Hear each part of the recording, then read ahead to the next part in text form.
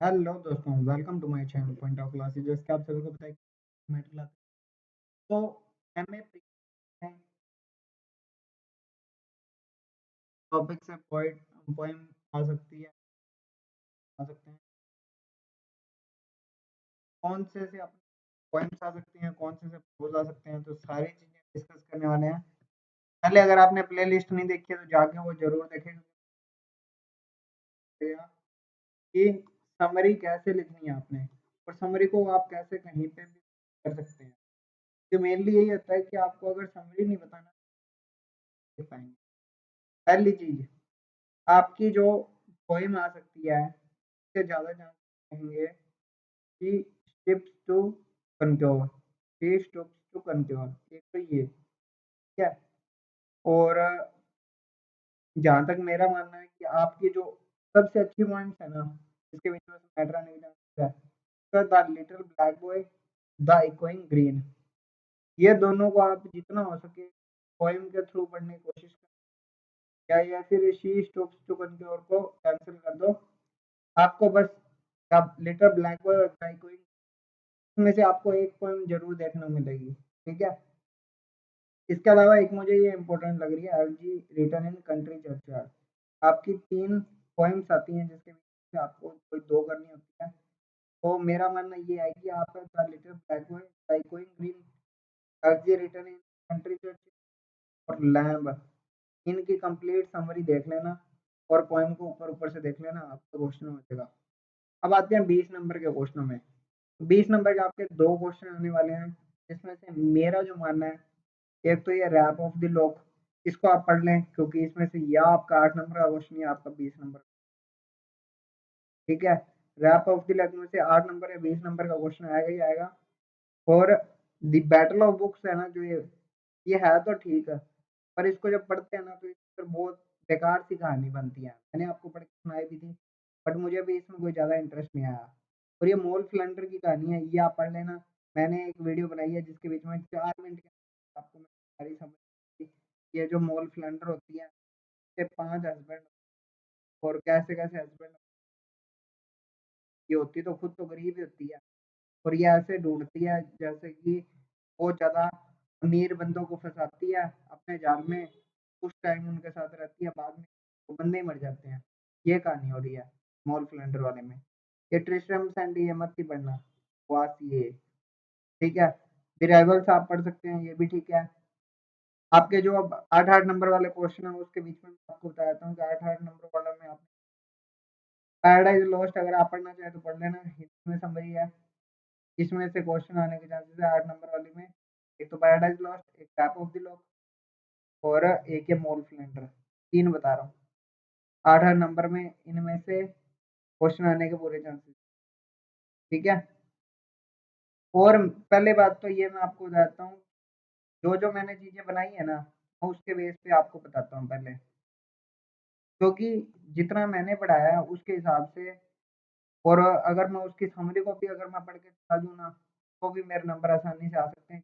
मेरे लिखने का तरीका है, वो वैसा ही रहेगा जैसा मैं आपको समझा रहा हूँ, ठीक है।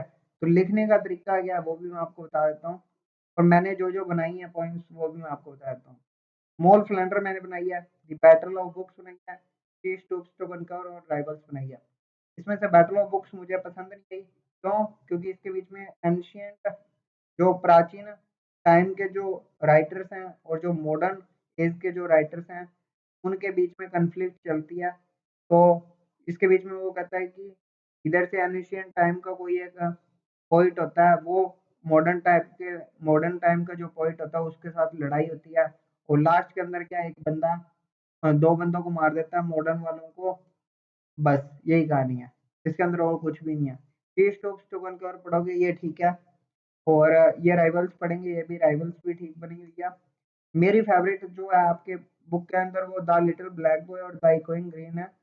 इसके बीच में क्या है, द लिटिल ब्लैक बॉय के अंदर कि एक बच्चा काले रंग का होता है, वो कहता है कि भगवान के सामने या भगवान ने सभी को एक समान बनाया, जो ऊपर का अपना रंग होता है वो मैटर नहीं करता है, जो अपने गुण है वो इम्पोर्टेंट है, क्योंकि अपनी मरने के बाद अपनी आत्मा जो है वो भगवान के पास जाएगी, और आत्मा सबकी सेम है।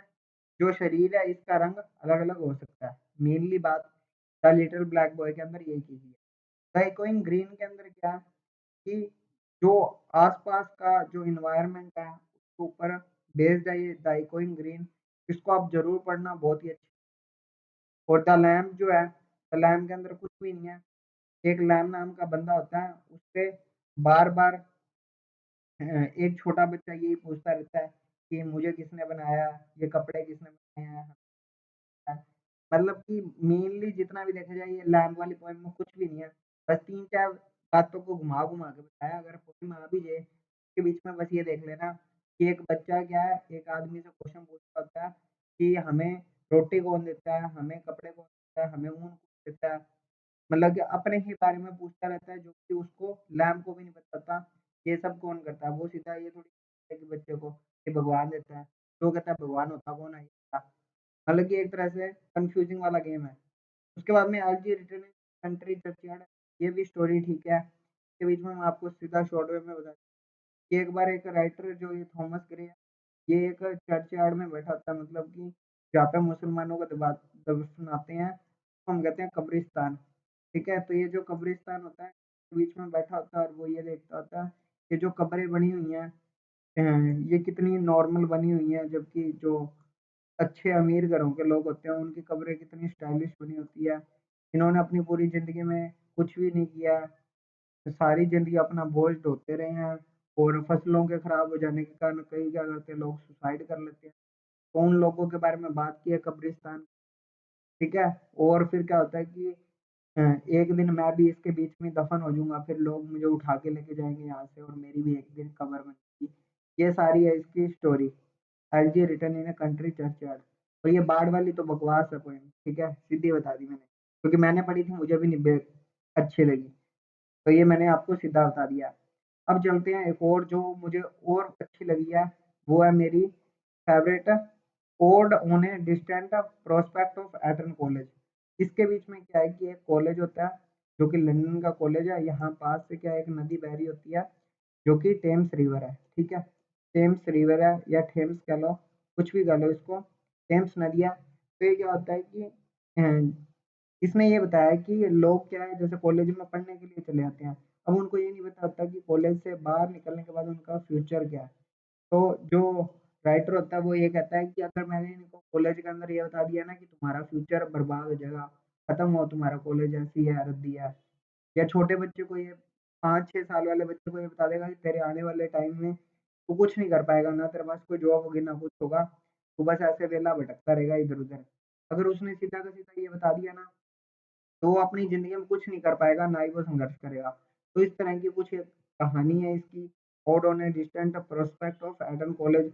तो इसके बीच में क्या है, वो नदी से ये बार-बार क्वेश्चन पूछता है कि तूने इस नदी के किनारे ये जो तेरे सामने यहाँ पे जो गार्डन है, वहाँ पे तूने लोगों को आते हुए देखा होगा, जैसे ये नदी है मान लो, तो यहाँ पे एक गार्डन बना हुआ है, तो यहाँ पे तूने लोगों को आते हुए देखा होगा। कुछ लोग पढ़ाई के अंदर बहुत ज़्यादा बिज़ी होंगे, अपने फ्यूचर को लेके सोचते होंगे। कुछ लोग क्या बंक मारते होंगे, ठीक है? या कुछ लोग क्या है यहाँ पे टायर घुमा रहे होंगे, कुछ लोग बॉल के साथ खेल रहे होंगे।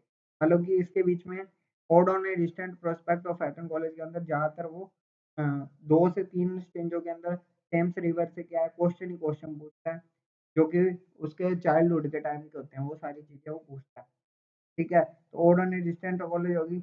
उसके बाद में द प्रोग्रेस ऑफ पोएज़ी, ये आप चेक कर लें, वैसे इतनी ज़्यादा इम्पोर्टेंट नहीं है, ठीक है? अगर मैंने पहली बात तो जो समरी बनाई है वो खुद को देख के बनाई है, कि अगर मुझे नहीं समझ में आ रही तो मैं तुम्हें कैसे समझा सकता हूँ। और जो एब्सोलम एंड अचितोफल है ये मैंने बहुत अच्छे ढंग से समझाई हुई है, उसको कंप्लीट देख लेना, ताकि आपके भी आगे काम आ सके, क्योंकि वहाँ पे पेपर के अंदर लिखना आना चाहिए। तो आपको स्टोरी अगर पता है तो आप कैसे मर्जी लिख सकते हैं, मेनली चीज़ ये होती है। और मैं मेरी ज़्यादातर ये थिंकिंग रही है कि अगर मुझे स्टोरी पता है ना, मैं उसको लिख दूँगा कैसे ना कैसे, और नंबर भी वो एमजीएससी यूनिवर्सिटी आपको पता ही है कैसे नंबर देती है, वो भी मैं आपको बता दूँगा कि आपने कितने पेज भरने हैं तो आपके नंबर आ ही जाएँगे। रैप ऑफ द लॉक के अंदर क्या है, ये मैं सीधा आपको स्टोरी बता देता हूँ, अगर आपने वो देखा नहीं है तो। रैप ऑफ द लॉक के अंदर क्या है, एक लड़की होती है, ठीक है? मान लो ये कोई लड़की है। इसको इसके साथ एक एंजल होता है और इसको एक दिन सपना आता है कि मेरे साथ कुछ बुरा होने वाला है अगले दिन। तो ये कहीं पे एक पार्टी के अंदर जाती है लंदन के अंदर, तो वहाँ पे पार्टी के अंदर क्या होता है कि एक बंदा इसको देखता है, वो कहता है कि बहुत सुंदर है। सुंदर ये तो होती है, बट इसकी जो यहाँ पे रैप ऑफ लॉक लिखा है, इसका मतलब ये है कि इसकी जो चोटी है ना, चोटी के अलावा इसकी 2 जुल्फ़ें होती हैं, ठीक है? 2 जुल्फ़ें होती हैं, वो ऐसे बंधी सी होती हैं। तो उसको वो जुल्फ़ें बहुत पसंद आ जाती हैं दोनों। सबको सुंदर लग रही होती है उसकी जुल्फ़ें।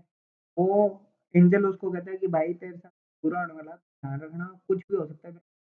तेरी चोरी हो सकती है, तेरी वेल्थ खो सकती है, तू मर सकती है, कुछ भी हो सकता है। वहाँ पे एक बंदे के साथ इसकी जोड़ी बनती है डांस करने के लिए, या कैसे भी एक ग्रुप बन जाता है।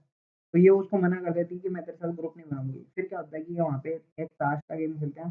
ताश के गेम के अंदर क्या होता है, ये जो इंसान इसको पसंद करने लग जाता है और बाद में ये सोचता है कि ये जो एक कलम है या ये एक जुल्फ है, ये मुझे चाहिए, ठीक है? तो ये कहता है कि ये जुल्फ मुझे उसकी काटनी है। ये दोनों एक बार आपस में गेम खेलते हैं वहाँ पे। ताश का गेम होता है, जैसे 3 पत्ती ऐसे गेम होता है। वो गेम को खेलते हैं, तो गेम को खेलने में पहले तो ये जो लड़की होती है ये जीत रही होती है। फिर क्या होता है, ये आदमी जो है ये जीतने लग जाता है, और फिर अ, इसका जो मेन मकसद होता है, ये सोचता है कि भाई मेरा मेन मकसद तो इसकी जुल्फ को काटना है। तो इसकी जुल्फ को काटने के लिए फिर क्या करता है, 1-2 बार इसकी जुल्फ को काटने के लिए आगे आता है। तो वो एंजल जो होता है इसके साथ आया होता है लड़की के, वो बचा लेता है बार-बार। और लास्ट के अंदर क्या है कि ये जो इंसान है ये इस लड़की की जुल्फ को काट देता है।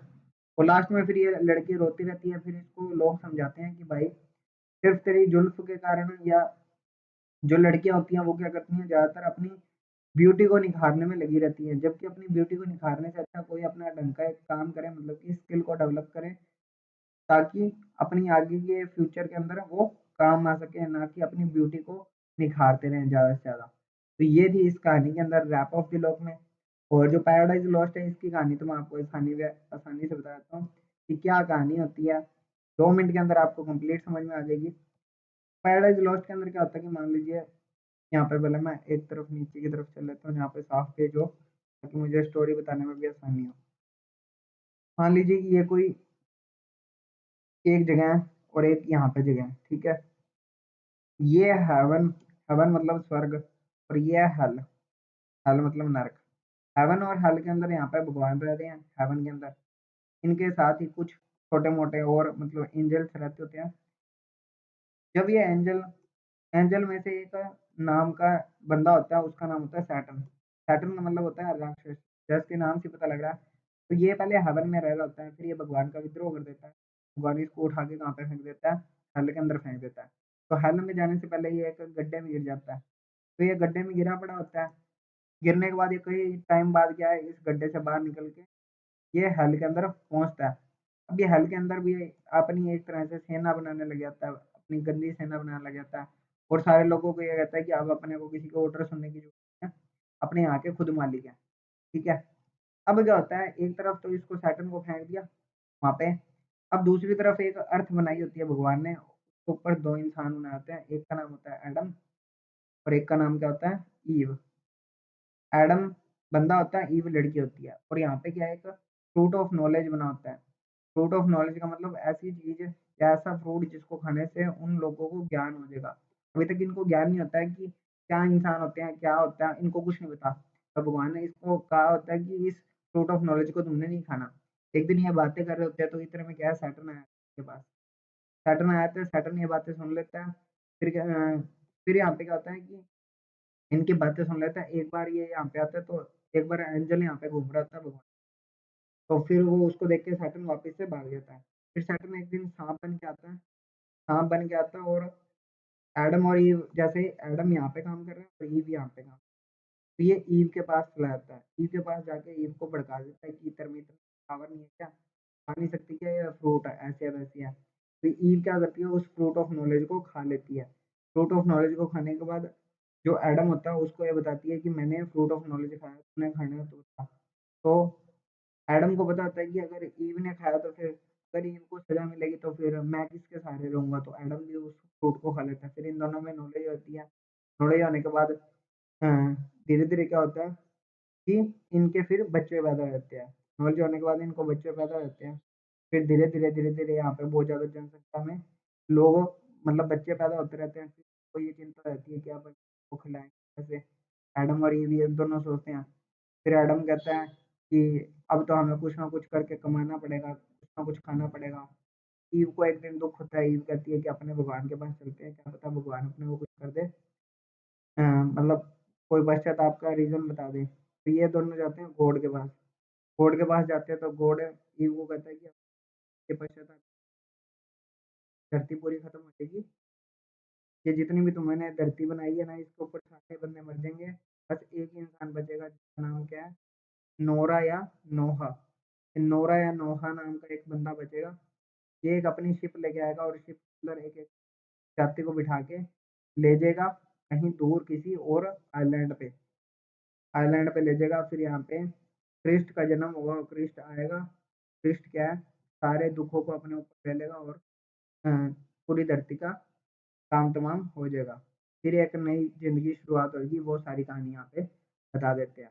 ये पैराडाइज़ लॉस्ट की समरी है जितनी मैंने बताई है। इतनी आपने पढ़ ली तो इतनी भी बहुत है, ठीक है? अब आता है preface to Shakespeare. Preface to Shakespeare के अंदर अब मैंने पॉइंट्स बनाए हुए हैं। पॉइंट्स को देख लेना, पॉइंट्स के अंदर क्या-क्या है वो मैं आपको बताता हूँ। पॉइंट्स के अंदर मैंने क्या-क्या लिखा हुआ है। एक तो आपने ये बताना है कि शेक्सपियर की खूबियाँ क्या हैं, ठीक है? तो जो शेक्सपियर ने अपनी बुक्स लिखी हैं तो आप ये बता सकते हैं कि शेक्सपियर के अंदर क्या-क्या खूबियाँ हैं, ठीक है? शेक्सपियर के अंदर क्या-क्या खूबियाँ हैं। शेक्सपियर के अंदर क्या-क्या कमियाँ रही हैं कि शेक्सपियर ने ये नॉवेल्स लिखे हैं, ये पोएम्स लिखे हैं, प्लॉट लिखा है, प्लॉट को लंबा कर देता था, कैरेक्टरों को घुमा देता था, उनके इमोशन के साथ खेलता था। तो एक तो खूबियाँ और एक कमियाँ, 2 ये चीज़ें।